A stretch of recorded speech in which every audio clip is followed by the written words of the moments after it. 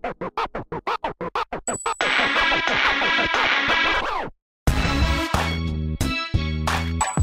the number you have dialed is not in service at this time.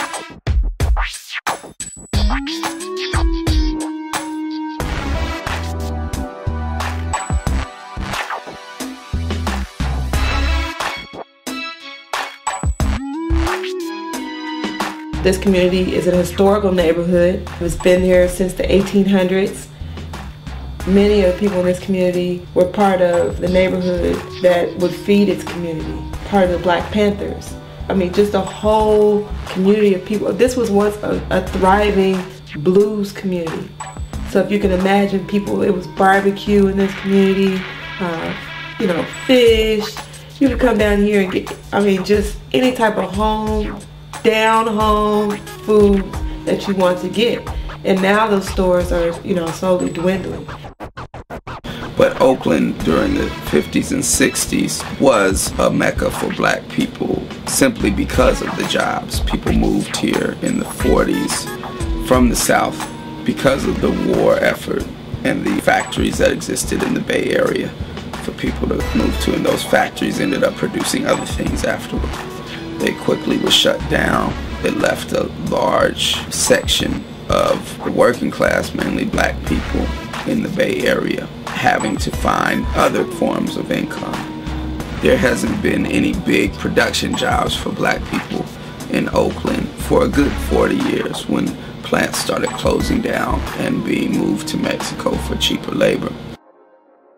You know, it used to be that since they did have some industry in Oakland, they needed Black people to be close to the factories and things like that. We don't got that anymore. So we don't need the Black people in the cities anymore.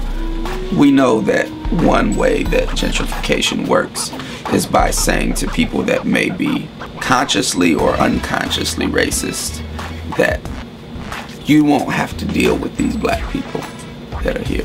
They're either going to be gone or the police have them locked away and scared enough to not come out.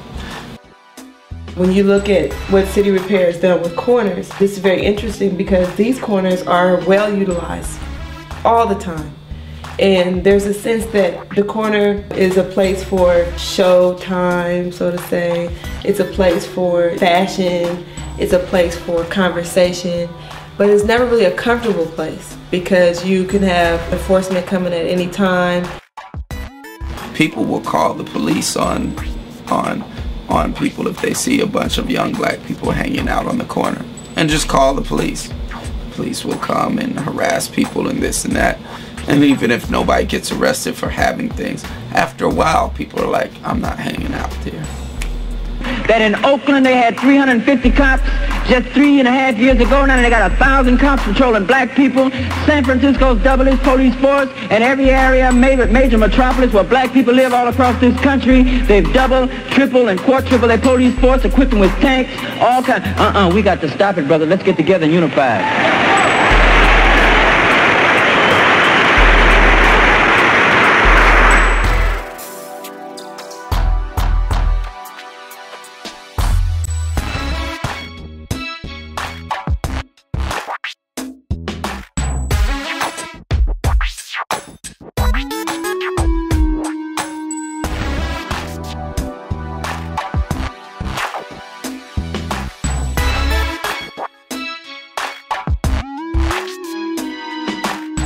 The first thing I thought was, seriously, it's like a new revolution.